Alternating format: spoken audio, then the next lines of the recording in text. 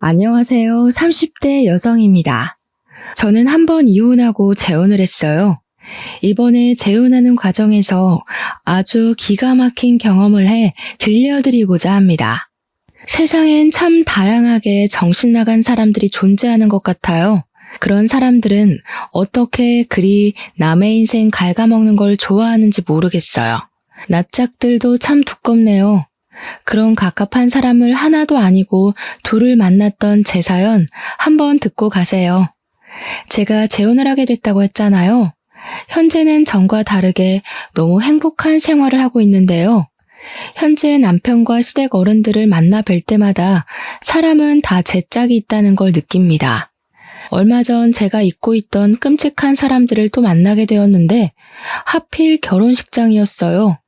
결혼식장은 제가 생각했던 것보다 훨씬 더 정신없고 신경 써야 할 곳이 많더라고요. 그런 상황에서도 결코 마주치고 싶지 않은 사람들을 만났었는데요. 신부 대기실에 앉아 있는데 전 남편과 전 시모가 찾아온 겁니다. 대체 그 사람들이 뭐하러 이곳에 왔는지, 그들을 발견하자마자 그렇잖아도 정신없는 상황에 더 머릿속이 복잡해졌어요. 오히려 그들을 발견한 뒤로 다른 하객들을 반겨줄 수가 없었습니다. 그 두 사람이 저를 축하하러 왔을 리 없다고 생각했는데 몰골도 진짜 그럴 만한 몰골이 아니더라고요. 일부러 저를 만나러 온 게 아니고서야 우연으로 마주칠 일도 없는 상황이잖아요. 게다가 제가 그 사람들을 한참 신경 쓰고 있는 순간 시모랑 눈도 마주쳤습니다. 그때부터 시모가 제게 직진해서 찾아왔는데요.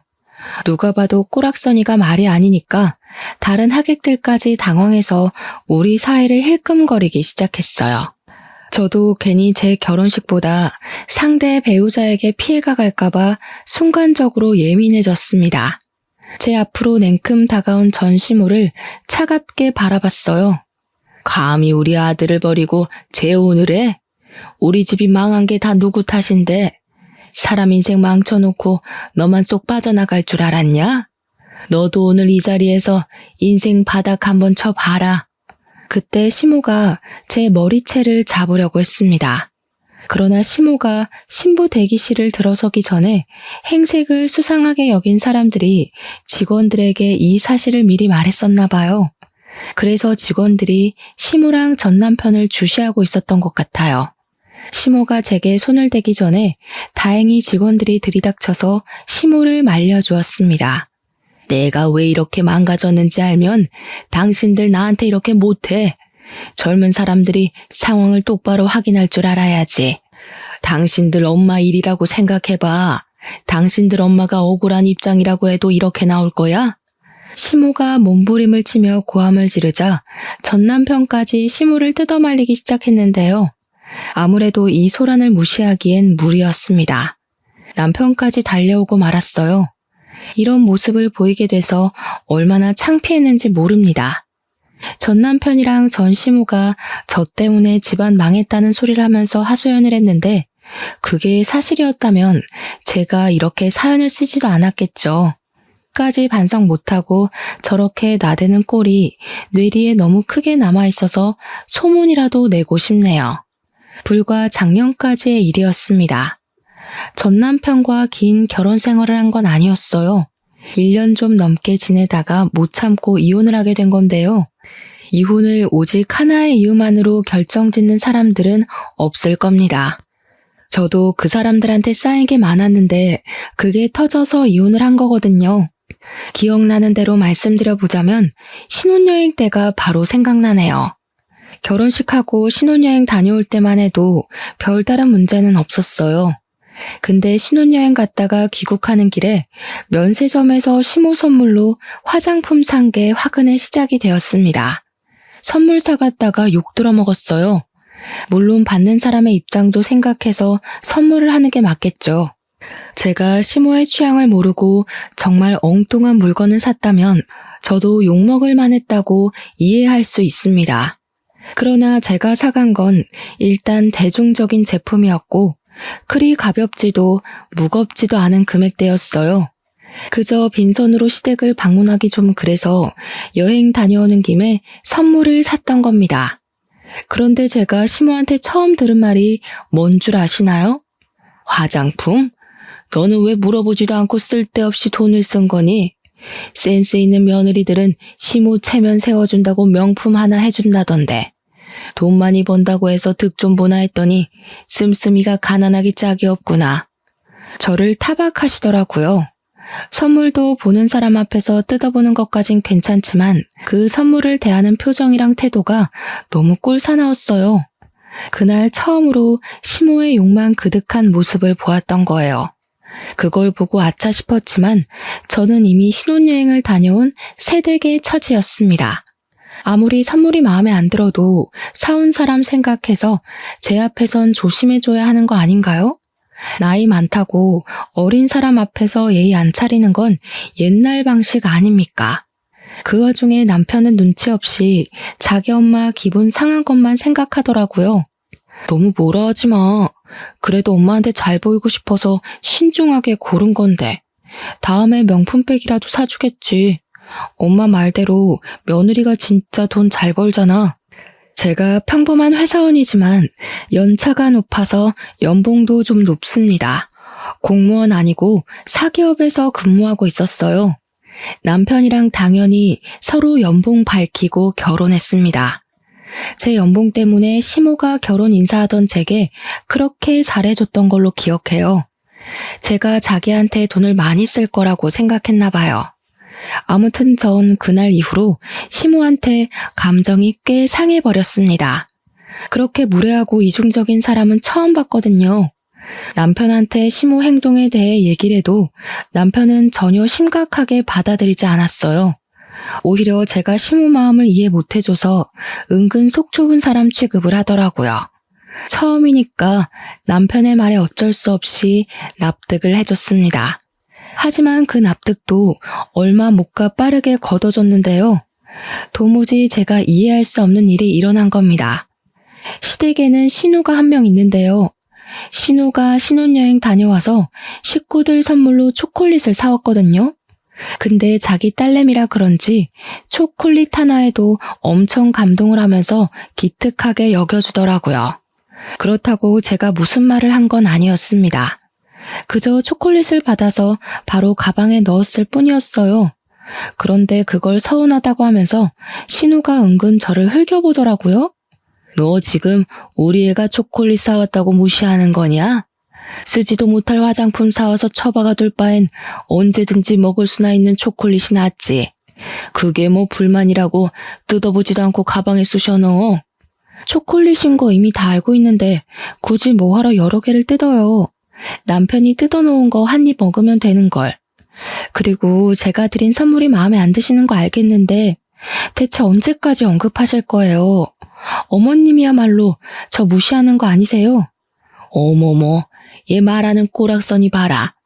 뭐라고? 시간 지나면 눈치 좀 생길 줄 알았더니 완전 막 나가네. 며느리면 시댁 사람 비위 잘 맞춰야 되는 거 모르니? 네, 맞아요. 제가 눈치가 없어요. 초콜릿 좋아하시는 거 미리 알았으면 초콜릿으로 사올 걸 그랬네요. 걱정 마세요. 어머님 생신 때 브랜드 있는 명품 초콜릿으로 선물 드릴게요. 이러면 비위 좀 맞추는 격이죠? 시모는 자기 딸한테 받은 초콜릿 때문에 제게 더 심한 욕을 하지도 못했습니다. 초콜릿을 들고서 저를 향해 눈을 부릅뜨고 있는데 보기만 해도 속이 시끄러워 보이더군요. 그 난리가 있고 한 달 뒤가 시모 생신이었는데 저는 정말 신우가 산 초콜릿보다 더 고가 제품을 구매해 선물로 드렸어요. 그때 전 신우가 없었을 때라서 시모가 솔직하게 자기 감정을 표출하더라고요. 제가 사준 초콜릿을 제게 던져버리며 자리에서 벌떡 일어나셨어요. 네가 사람을 아주 제대로 놀리는구나.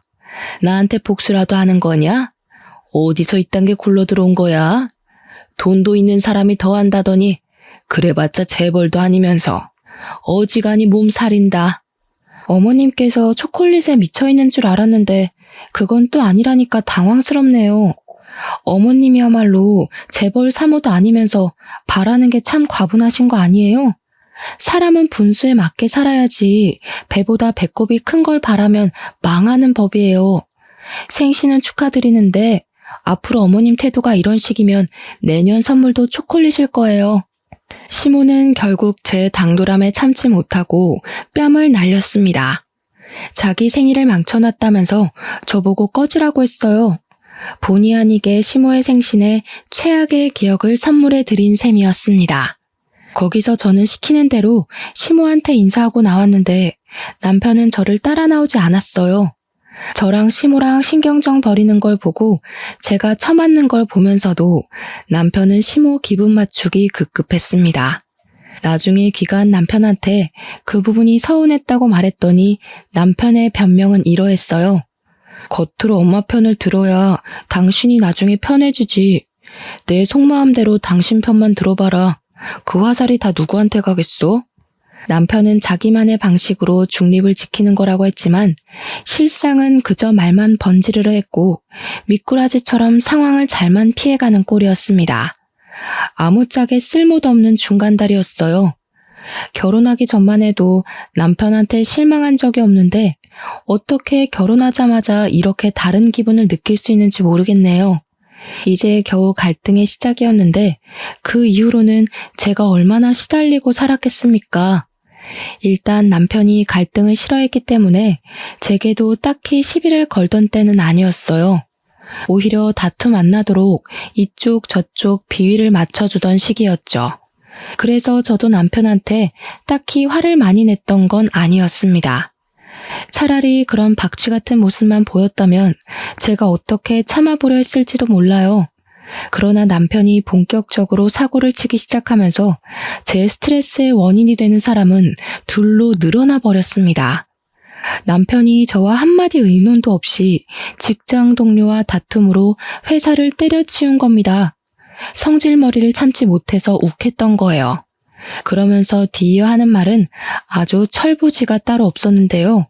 나 사업하려고 도무지 나랑 안 맞는 사람들이랑 일하는 거 신경질 나서 못하겠어.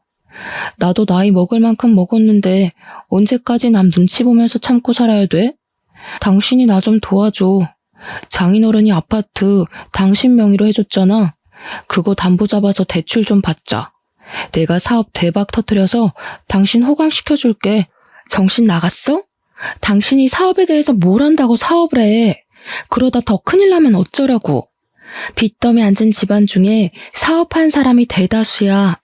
사업이란 게 자기 혼자만의 문제가 아니잖아요. 가정이 있는 사람이 마치 잃을 거 없는 것처럼 무모한 도전을 하려고 하길래 기가 막혔습니다. 직장 동료랑 싸워서 홧김에 사표 낸 것이 잘한 일인가요? 이럴 때 기죽어서 수그리고 들어가면 직장에서 무시당한다며 떵떵거리는데 정말 한심해 보였습니다.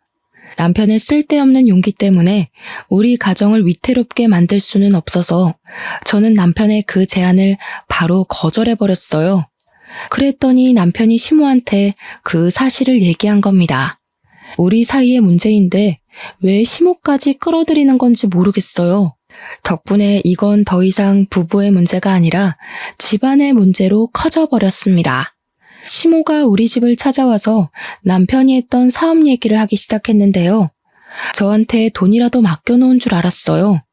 제 명의의 건물인데 시모가 당당하게 자기들 재산처럼 언급하더라고요.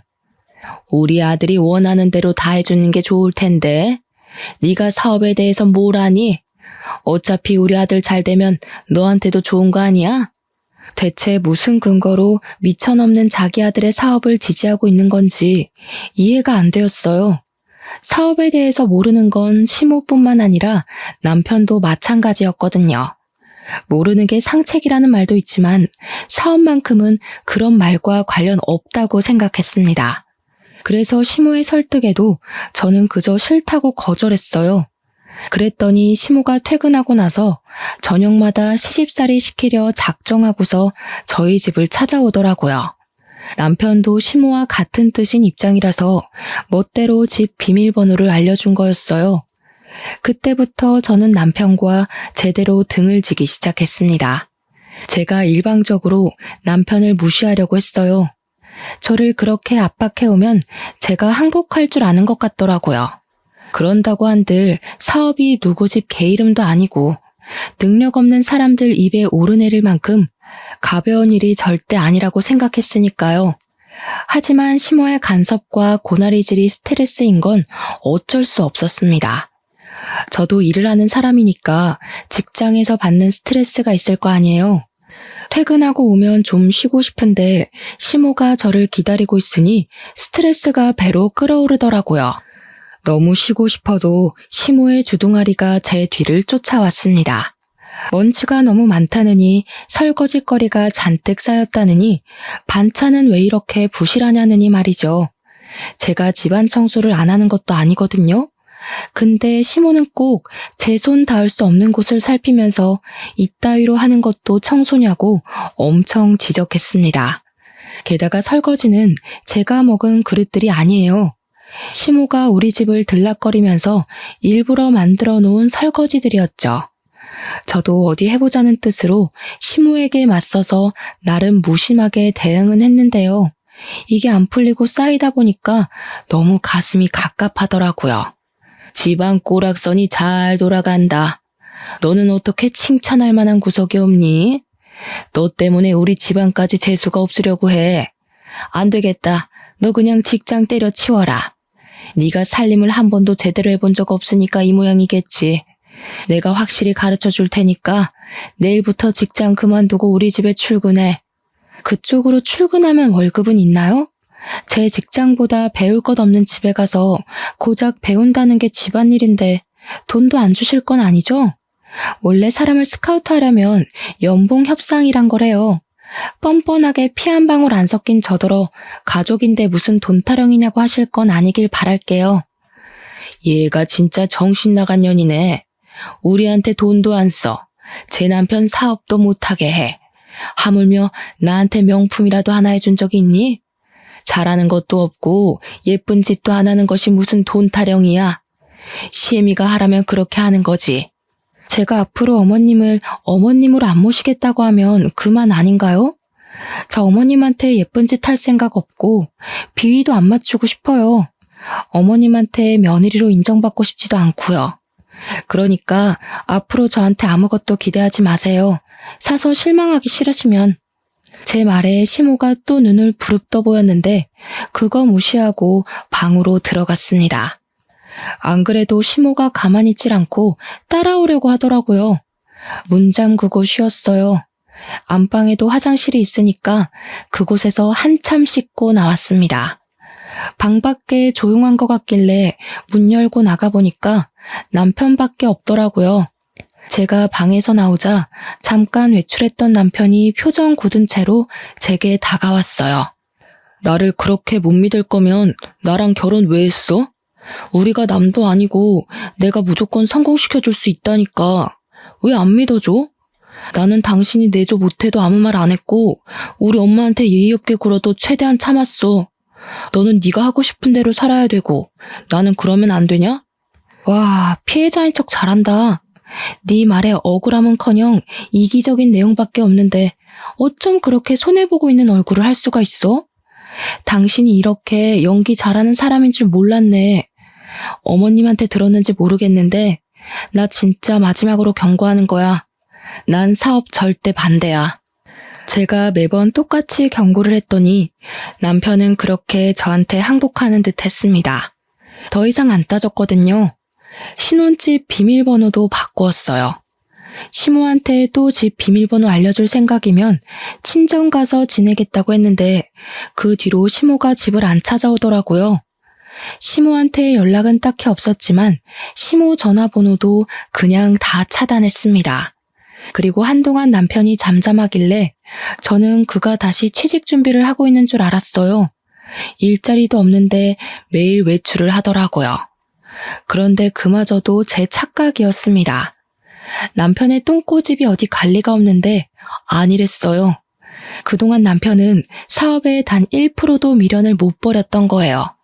결국 사업장을 차리게 되었다고 저한테 먼저 말을 걸더군요. 무슨 돈으로 했냐니까 시모가 시댁을 담보로 잡고 대출을 받았다고 하는 겁니다. 시댁 재산은 오직 아파트밖에 없거든요. 근데 비전 없는 남편한테 전 재산을 걸고 자금을 해결해 줬다네요. 벌써 사무실까지 다 꾸려진 상태로 제게 말을 하는 거였어요. 할 수 없이 저도 체념하고 들었던 것 같아요. 우선 정확하게 뭐 하는 사업인지 몰라서 물어봤습니다. 그런데 물어볼 때마다 남편이 이상하리만큼 예민하게 반응하는 겁니다. 왜? 내가 어디 음지에서 돈 벌어오는 걸까봐? 네 돈 빌려서 하는 것도 아닌데 아직도 의심이 많다? 어차피 넌 말해줘도 모르는 사업이야. 남자가 하는 일에 일일이 신경 쓰지 마. 그래, 알아서 잘해봐. 나한테 도와달라고 손만 안 벌리면 돼. 나 분명 말렸는데 무시하고 시작한 건 당신이니까 내 탓도 하지 말고. 남편은 아주 자신감이 넘치는 상태였습니다. 대체 무슨 일을 하길래 저렇게 성공을 보장하는 건가 궁금하기도 했어요. 그렇지만 더 물어보진 않았습니다. 굳이 가라앉힌 갈등을 다시 들추고 싶지 않았거든요. 그렇게 불안감만 안고서 시간을 보냈는데요. 의외로 남편 사업이 정말 잘 되는 건지 돈을 꽤나 버는 것 같더라고요.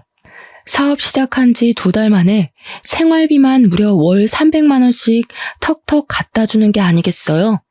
이렇게 큰 돈은 어디서 났어? 정말 당신이 사업해서 벌어온 돈이야? 그렇다니까. 이제야 남편 능력 좀 믿겠냐? 앞으로 더 승승장구할 날만 남았으니까 벌써부터 놀라지 마. 우리 빚 다 갚고 나면 당신 일 그만두고 집에서 쉬어도 돼.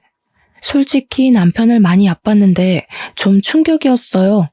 정말 사업이 더 잘 맞는 사람이었나 싶었고 그동안 사업을 말렸던 제가 잘못 판단했던 거라 생각하기까지 했어요. 어떤 사업을 하는지는 그때까지도 몰랐지만 좋은 게 좋은 거지 하고 생각해서 남편이 주는 생활비를 고스란히 받았습니다. 마치 부자가 된 것처럼 행복하게 사치를 부렸고 먹고 싶은 거 다 먹어가며 펑펑 썼죠. 남편 일이 잘 풀리자 시모와의 관계도 저절로 회복이 되었는데요. 시모는 저에게 남은 앙심이 큰지 마치 재벌 사모라도 된 것처럼 저한테 자부심을 부리기 시작했어요. 그게 저의 심기를 불편하게 만들었고 자기 아들 믿고 제게 함부로 하기만 하는 시모한테 점점 질려갔습니다. 그 와중에 짜증났던 건 남편이 또 시모한테 집 비밀번호를 알려줬다는 거예요. 내 아들 돈으로 펑펑 놀고 먹는다면서? 네 돈 주기는 싫고 내 아들 돈은 쓰고 싶나 보지?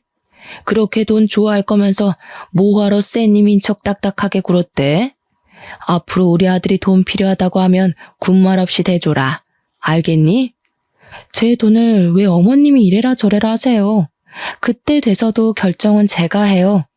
그리고 사업은 길게 보는 거지 시작 때 성공했다고 쭉 성공하리란 법 없잖아요.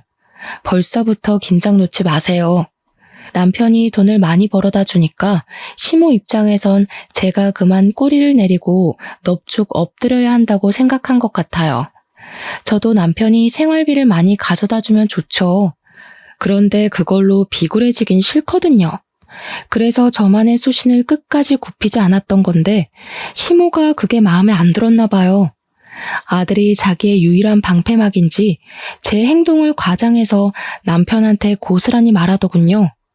남편 역시 제 편은 아니었어요. 남편도 돈 때문에 제가 굽히고 들어오길 바랬습니다. 자기 돈 많은 걸 자꾸 내세우면서 허세를 엄청 부렸고요. 자기 엄마 무시하냐고 엄청 많이 발끈했어요. 두 사람의 갑질이 기분 나빴지만 그래도 남편이 생활비를 많이 주니까 그냥 참았어요. 그렇게 날을 보내던 어느 날이었어요. 갑자기 남편과 싸웠다던 그 직장 동료가 제게 따로 연락을 해온 겁니다. 너무 느닷없는 발신자라서 아무 생각 없이 받았는데요. 그 동료 직원한테서 놀라운 사실을 들었어요. 남편이 회사에서 잘리게 된 이유를 설명해 주더라고요. 저는 남편이 동료 직원이랑 싸워서 스스로 사표를 낸 걸로 알고 있는 상태였는데 동료 직원이 말하는 건 달랐습니다. 남편이 휴대폰으로 코인하다가 상부에 들켜서 잘렸다는 말을 하더군요. 회사를 나가서 더 자유롭게 코인을 하고 다닌다고 했어요. 알고 보니 남편이 제게 주는 엄청난 생활비를 코인으로 벌어주고 있었던 거예요. 머리끝까지 소름이 돋았고 얼마나 화가 났는지 몰라요. 너무 큰 배신감이 느껴졌지만 일단 남편에게 티는 안 냈습니다. 불같은 성격의 남편이 무슨 짓을 더 할지 모르니까요.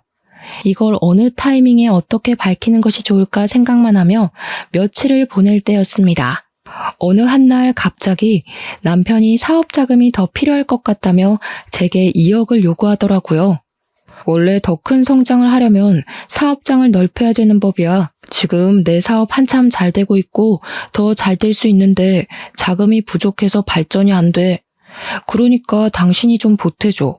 당신도 내 능력 직접 확인했잖아. 앞으로 생활비 300만 원보다 더 갖다 줄 수도 있어. 그 말을 나보고 믿으라고. 망해서 2억이 필요한 건 아니고 내가 분명 나한테 손 벌릴 생각하지 말라고 했지. 잘 되고 있든 말든 네가 벌인 일이니까 네 알아서 해결해. 아무래도 남편이 코인 때문에 돈을 잃은 것 같았습니다. 동료 직원한테 그 말을 안 들었다면 빌려달라는 남편의 말에 응했을 수도 있어요. 실제 남편의 사업이 잘 되고 있는 줄 착각했을 테니까요. 하지만 제가 남편의 숨겨진 비밀을 알고 있잖아요. 제 돈까지 다 날려버릴 게 안 봐도 뻔한데 어떻게 주겠습니까? 이 사람들은 왜 돌아가면서 제 돈을 그렇게 탐내는 건지 모르겠는데 제가 남편의 자금 사정을 또 모른 척하자 또 시모가 저를 찾아왔습니다. 이번엔 집에 들어서자마자 들고 있는 가방으로 제 머리통을 후려치시더라고요. 내가 너처럼 말 안 통하는 인간은 처음 본다. 우리 아들이 그동안 벌어다 준 돈이 얼만데 생각 없이 받아 처먹을 때는 좋아 죽더니 도와달라고 하니까 또 내 아들을 무시해? 도와주기 싫으면 내 아들이 준 돈 다 토해내. 누가 들으면 그 많은 생활비 저 혼자 쓴 줄 알겠어요. 맞벌이 하는 입장에서 그 돈으로 남편 맛있는 거 해먹이는데 거의 다 썼거든요. 저 개인적으로 쓴 거 전혀 없고 남편이랑 놀러 갈 때만 썼다고요. 너랑 말만 섞으면 내가 아주 혈압이 올라. 나 더 이상 너 같은 년이랑 얼굴 보면서 살기 싫다. 당장 내 아들이랑 이혼해. 이혼이요? 와, 내가 왜 그 생각을 못했지? 말씀 잘하셨네요. 그래요, 이혼할게요. 저 그이 없어도 잘 살 수 있거든요. 이혼은 생각도 못하고 있어서 혹 2개 달고 평생 어떻게 사나 고민 많았는데 해결책 추천해줘서 감사해요. 어머님께서 주는 마지막 선물이라고 생각할게요. 시모는 제가 이혼이란 말에 항복이라도 할 줄 알았는지 어김없이 당황하는 모습을 보였어요. 저를 이 정도 겪었으면 그런 협박이 안 통하는 것 정도는 알 줄 알았는데 아닌가 봐요. 그렇게 원하는 이혼을 해주겠다니까 시모는 결국 더 말하지 못하고 씩씩거리기만 하다가 돌아갔습니다. 그리고는 자기가 알아서 1억을 더 담보대출 받아서 해줬어요. 대단한 아들 사랑이라고 생각했습니다. 저는 빚더미 앉기 전에 그만 이 집에서 도망을 가는 게 좋을 것 같았어요. 그래서 남편이 시모한테 이혼 얘기 전해 듣고 왔길래 번복 없이 미리 준비한 합의서를 건네주었습니다. 그래, 잘 됐네. 나도 나 이해해주는 돈 많은 여자 만나서 재혼할 거야. 나중에 나 놓친 거 땅을 치며 후회하게 될 거다. 남편의 원망을 기분 좋게 들어준 저는 그대로 깔끔하게 합의 이혼을 하였습니다. 제가 정말 아쉬운 것도 없고 싫은 소리도 안 하니까 남편은 그게 더 얄미워 보였나 보더라고요. 갑자기 저한테 바람났냐는 소리를 하대요. 생각하는 것도 딱 네 수준이다. 뭐라도 소송하고 싶어서 그러는 거면 한번 돈 들여서 뒷조사해 보던가. 어차피 헛다리일 텐데 굳이 소송비 날리지 말고 지금이라도 아끼는 게 좋지 않겠어? 제 말은 전 남편도 인정하는 부분이었습니다. 저를 따로 소송할 생각은 없어 보였어요. 아무튼 저는 그제야 지긋지긋한 돈 타령에서 벗어날 수 있었습니다. 생각보다 깔끔한 이혼이어서 만족스러웠어요. 이혼을 하는 순간에도 시모는 얼굴을 비추지 않았는데요. 아무래도 자존심 때문에 제게 인사 따위 하고 싶지 않았나 봐요. 끝까지 며느리로 인정 안 한 거나 마찬가지겠죠. 그러거나 말거나 어떻게 생각하든 더 이상 제 삶에 그들을 끼워 넣고 싶지 않았어요. 이제 다시 솔로의 삶을 얻었으니 행복할 일만 만들고 싶었습니다. 제가 이전부터 세계 일주하는 게 꿈이었는데 생각도 정리할 겸 시기가 딱 적당한 것 같더라고요. 그래서 이혼하자마자 가장 먼저 시행한 것이 바로 여행 티켓부터 끊는 거였어요. 시간이랑 경비 때문에 세계 일주까진 못하고 아시아권만 돌았습니다. 세상 사는 게 이렇게 재밌고 행복하다는 걸 그때 처음 느꼈어요. 한국으로 돌아올 때쯤엔 막대 먹은 두 모자는 이미 제 머릿속에서 지워진 상태였습니다. 한국 와서도 저의 행복한 시간은 쭉 이어졌어요. 늘 배우고 싶었지만 마음에 품고만 있던 수영도 정기권을 끊었고요. 퇴근하고 집에 가면 영화 한 편 보면서 행복함을 느꼈습니다. 이혼만이 제가 사는 길이었는지 좋은 일은 끊임없이 이어졌어요.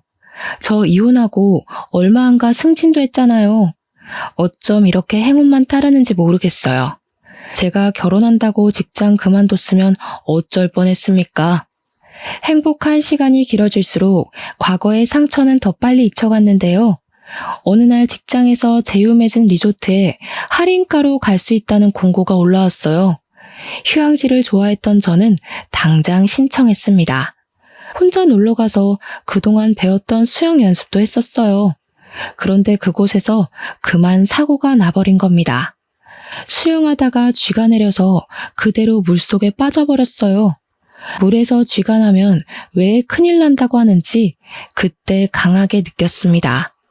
제가 아무래도 앞으로의 운을 그날 다 쓴 게 아닌가 싶은데요. 제가 빠진 순간 저 혼자 있었던 게 아닌지 어떤 남자가 저를 바로 구해주었어요. 그런데 거기서 끝난 게 아니라 그 남자와 의외의 인연이 돼서 통성명을 하게 되었습니다. 대화를 하다 보니 알게 된 건데 그 남자는 한 회사에 사장을 하고 있는 사람이었어요. 아빠한테 회사를 물려받은 지 2년이 되었다고 하더라고요. 저랑 또래였는데 벌써 오너 자리에서 큰일을 하고 있다니까 존경스러웠습니다. 그 뒤로 여행하는 동안 그 남자와 연락을 많이 했어요. 솔직히 그 남자가 무슨 마음으로 그러는지 알겠더라고요. 그의 마음이 좀 부담스러웠는데 그건 지난날의 상처가 떠올랐기 때문이었어요. 두 번 다시 남자를 사귀고 싶지 않았거든요. 혼자가 편하다는 걸 알았고 결혼은 제게 아무짝에 쓸모없는 문화라는 것도 알았으니까요. 그래서 제 마음을 솔직하게 말씀드렸어요. 하지만 그 리조트 남자분이 쉽게 물러나질 않더라고요. 자신이 은인이라는 이유로 계속 밥 한 끼 하자며 연락을 지속했습니다. 원래 은인이랑은 평생 가야 하는 거라는 농담까지 하면서요. 저보고 친구로만 지내도 좋으니까 연락만 하자길래 할 수 없이 만남을 이어갔죠. 그렇게 마지못해 연락하다가 마음이 움직여서 연애까지 하게 된 겁니다. 사귀기까지 한 2년은 걸렸어요. 그동안 기다려준 남자에게 감동한 부분도 있어서 마음이 움직였던 것 같네요. 그분은 제가 이혼한 여자라고 해도 개의치 않아 하더라고요. 그것도 좀 신기하긴 했어요. 그리고 그 남자도 한번 갔다가 온 남자라고 했습니다. 전처가 의부증이어서 이혼했다고 하더라고요. 차라리 잘 됐다고 생각했어요.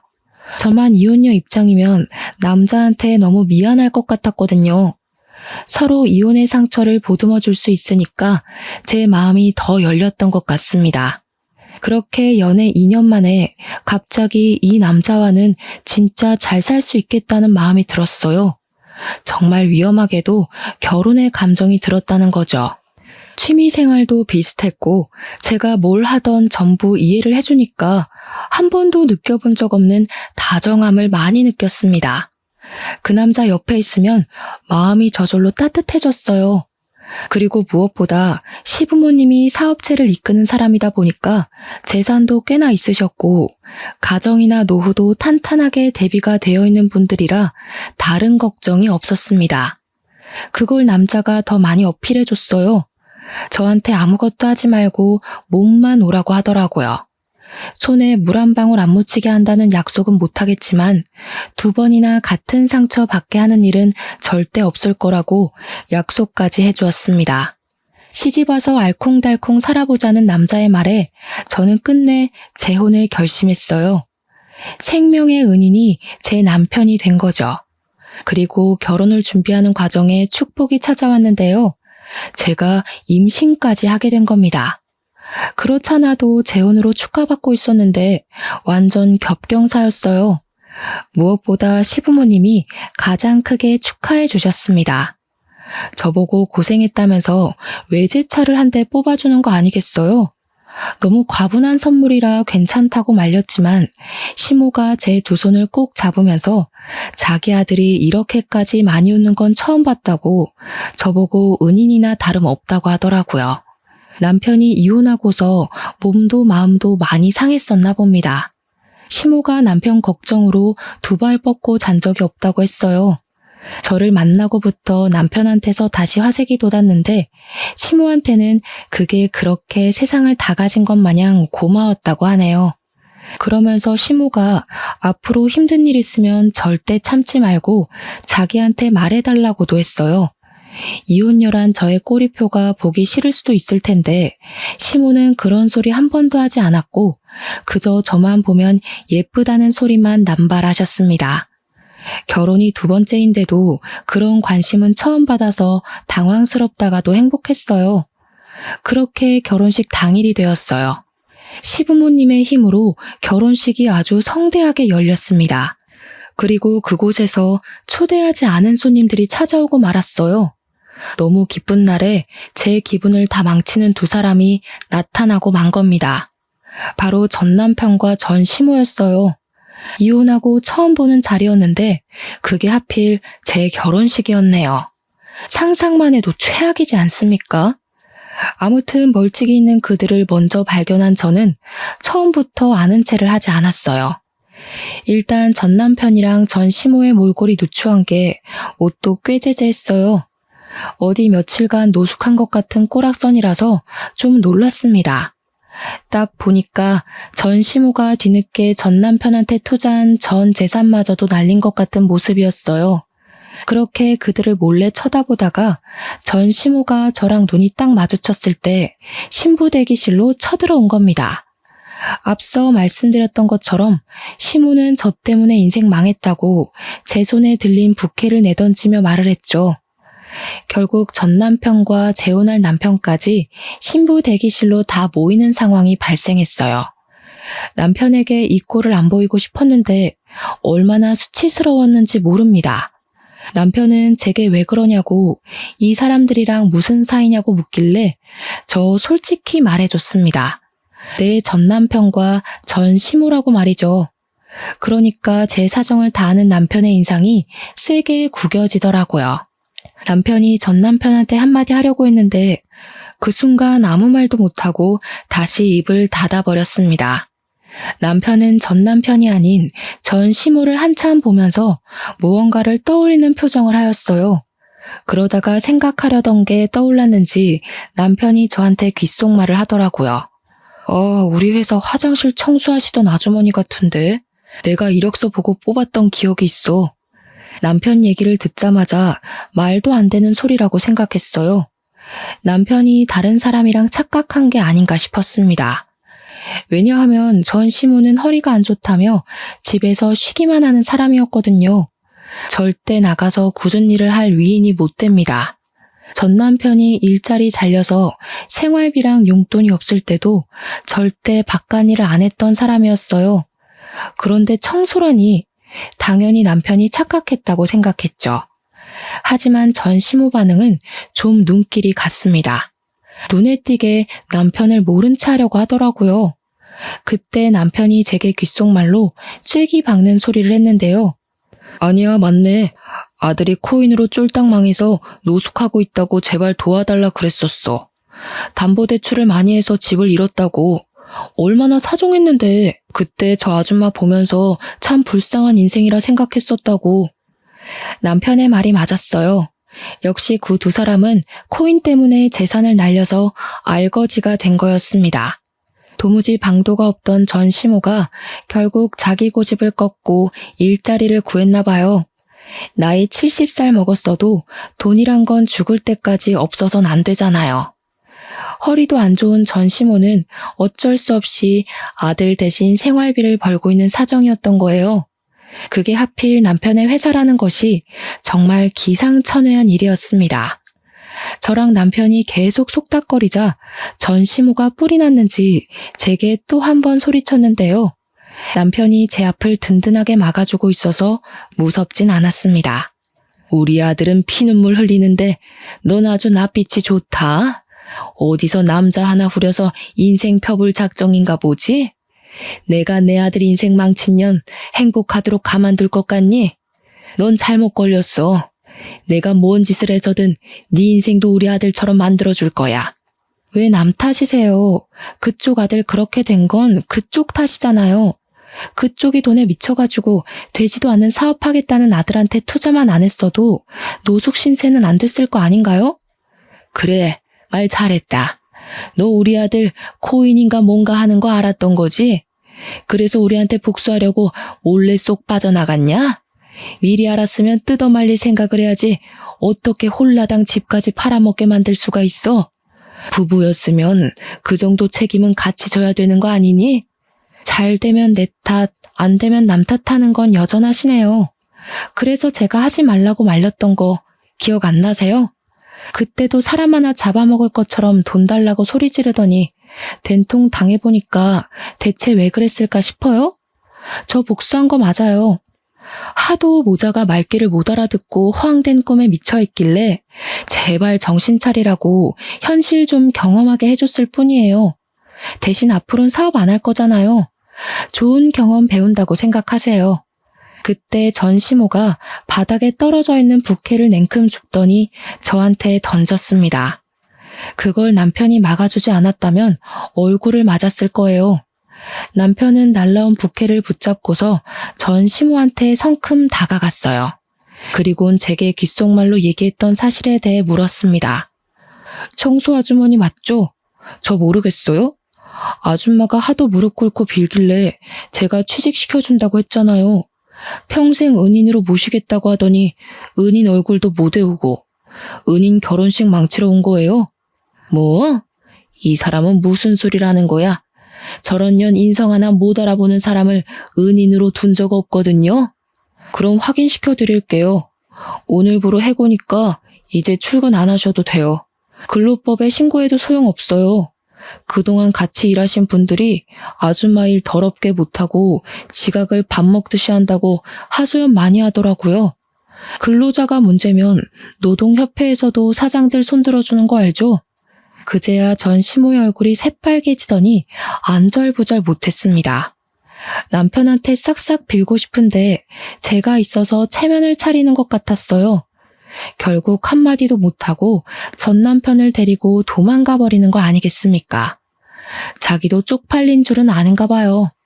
그 초라한 뒷모습을 보는데 제가 미처 해결하지 못했던 체증이 이번에 싹 내려가 버렸네요. 그날의 그 모습을 마지막으로 더 이상 둘을 만난 기억은 없습니다. 남편 말로는 전 시모가 알아서 회사를 그만뒀다고 하더라고요. 역시나 제게는 자존심을 굽히고 싶지 않나 봅니다. 생계가 어려운 와중에 체면이나 생각하다니 아직도 정신 못 차린 게 분명하네요. 아무튼 저는 남편의 제안으로 휴직을 일찍 내고 집에서 쉬고 있는 중이에요. 남편이 계속 몸이 힘들면 일 그만둬도 된다고 하고 싶은 일 하면서 지낼 수 있게 작은 가게도 차려준다는데 남편한테 그런 부담은 주기 싫어서 여전히 거절 중입니다. 어쨌든 제 인생의 원흉을 도려내니까 이렇게 행복할 수가 없어요. 역시 사람은 저마다 짝이 있는 것 같습니다. 다들 함께하는 사람이 꼭 영혼의 짝이길 바래요. 그럼 이만 끝내겠습니다. 감사합니다.